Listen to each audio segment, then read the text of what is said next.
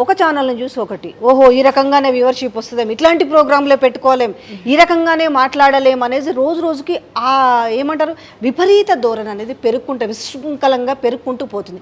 ఎట్లా దీన్ని మార్పు చేయాలంటే ఖచ్చితంగా చేయాలమ్మా. ఎవరో ఒకళ్ళు ముందుకు రావాలి, నువ్వో నేను ముందుకు రావాలి, ఖచ్చితంగా నోరు విప్పాలి, గళం విప్పాలి, ఇది తప్పు అని ఖండించాలి. మొదట్లో స్టార్టింగ్లో నేను ఈ ప్రోగ్రామ్ స్టార్ట్ చేసినప్పుడు కూడా అందరు నన్ను నవ్వారు. నేను వర్క్ చేసేటటువంటి ప్లేస్లోనే చాలామంది ఆ ప్రోగ్రామ్ని ఆపడానికి ట్రై చేశారు. ఎందుకంటే నా గొంతుక పైకి రాకూడదు అని చెప్పేసి అన్నిటిని తట్టుకున్నాను, సంవత్సరాలు తట్టుకున్నాను. ఈరోజు ఏదన్నా ఇన్సిడెంట్ జరిగింది అని అంటే ప్రియా చౌదరి ఏం మాట్లాడుతుందో విందామనేటటువంటి కొన్ని లక్షల మంది వెయిట్ చేస్తున్నారు అని అంటే ఒక ఓర్పు, ఒక క్రమశిక్షణ, ఇంకొకటి ఏంటంటే సబ్జెక్టు మీద అవగాహన, చెప్పే దమ్ము ధైర్యము నీకు ఉంటే, నువ్వు చెప్పగలిగితే, ఖండించడం మొదలు పెడితే ఎన్నో జీవితాలు మారుతాయి. నువ్వు పక్కవాడు ఏదో చేస్తున్నాడు సరే, నేను మీకు ఇంకొక విషయం చెప్తాను. వ్యూవర్షిప్ చాలా ఉంది కదా అండి, ఒకళ్ళని చూసి ఒకళ్ళు అని కింద కామెంట్స్ చదువుకోండి అమ్మా. అది తెలుసు, అది ఫ్యాబ్రిక్ కామెంట్స్ చదువుకోండి. ఇక్కడ ఇన్కమ్ ఒకటే నీకు ప్రధానము.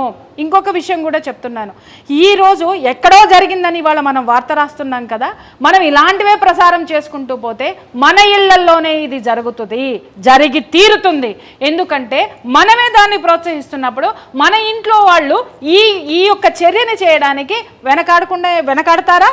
ఖచ్చితంగా. అరే మన వాళ్ళందరికీ యాక్సెప్టబుల్ ఉంది, రేపొద్దున వీడు మనల్ని ఏం బిక్తాడు, వీడు మనల్ని ఏం చేస్తాడు, ఇది తప్పు కాదు, వీళ్ళు మాట్లాడితే అప్పుడు మనం సమాధానం చెప్తామనేటటువంటి స్థితికి వచ్చేటటువంటి అవకాశాలు చాలా ఉన్నాయి. ఈరోజు ఏ విషయం, ఒక నేరం వెనుక సమాజం యొక్క బాధ్యత చాలా ఉంది. ఒక నేరాన్ని అరికట్టడంలో మీడియా యొక్క ప్రాధాన్యత చాలా ఉంది. ఇక్కడ నేను గట్టిగా మాట్లాడుతున్నాను, ఇవాళ మనం సంచలనంగా అందరూ మాట్లాడుతున్నారు, అందరం మాట్లాడుతున్నాము. అరే కన్న తండ్రి కూతుర్ని చంపేశాడా, ఇది ఏంటి, అది ఏంటి? ఈ తండ్రి జైల్లో ఉన్నప్పుడు చిప్పకూడు తింటూ వాడు ఎలాంటి హేయమైన జీవితం అనుభవిస్తున్నాడని ఒక ఎపిసోడ్ ఎవడన్నా చేశాడా? ఇంకొక విషయం, ఈ తండ్రికి జైలు శిక్ష పడిన తర్వాత అరే ఇంత జీవితాన్ని కోల్పోతారని ఎన్ని శిక్షలు పడినటువంటి కేసులను ఎందుకు చేయరు మీరు? వాళ్ళు ఎంత జీవితాన్ని కోల్పోయారో ఆ ఎపిసోడ్స్ ఎందుకు చేయరు మీరు? దమ్ము లేదా, ధైర్యం లేదా, చేసే ఇంట్రెస్ట్ లేదా? అంటే యతో మనః తతో భావః, యతో భావః తతో రసః. అంటే మనస్సులో నీకే భావం ఉంటుందో అదే బయటకు వస్తుంది.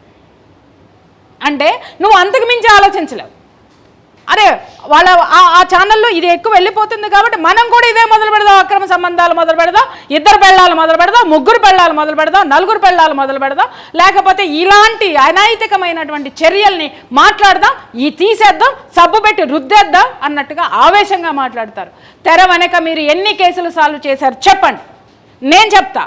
నేను ఎన్ని సాల్వ్ చేశానో నేను చెప్తా, రికార్డ్తో సహా నేను చెప్తా. మీరు ఎందుకు చేయలేనప్పుడు అక్కడ కూర్చొని ఎందుకు ప్రోత్సహిస్తున్నారు? ఇవాళ ఛానల్లో ఒక ఎపిసోడ్ పడవాలమ్మా, ఎందుకంటే ఛానల్ పెట్టినప్పుడు ఛానల్ నడవాలి. అంతకు మించి విజ్ఞానంతో ఆలోచించేటటువంటి కెపాసిటీ మీకు లేదా? ఈ చర్యలు జరగడానికి కారణం ఎవరు? ఒక్కసారి నేరాల్ని మాత్రమే మనం చూపిస్తున్నాం, నేరానికి పడిన శిక్షలు ఎందుకు చూపించడం లేదు? ఆ శిక్షలు పడిన తర్వాత ఆ వ్యక్తుల్లో వచ్చినటువంటి మార్పులేంటి, వాళ్ళు ఎలాంటి స్థితిలో చేశారు, ఆ స్థితిలో ఉన్నటువంటి వ్యక్తులకి మనం చేసేటటువంటి హెచ్చరికలు ఏంటి, మీడియా ద్వారా హెచ్చరికలు ఏంటి, నీ ద్వారా ఏంటి, నా ద్వారా ఏంటి, ఇలాంటి దాంట్లో చర్చలు ఏమైనా జరుగుతున్నాయా? మనం ఒక స్కూల్కి వెళ్ళి ఆ పిల్లల్లో ఎలాంటి, ఈరోజు 7th class 8th class పిల్లల్లోనే cigarettes, మద్యము, గంజాయి అన్ని అలవాట్లు ఉన్నాయి. ఈరోజు స్కూల్స్లోకి వెళ్ళి చూడండి, వాళ్ళకు బ్యాగ్స్ వెతకండి, ఈ సిగరెట్స్ దొరుకుతాయి మీకు, గంజాయి దొరుకుతుంది మీకు.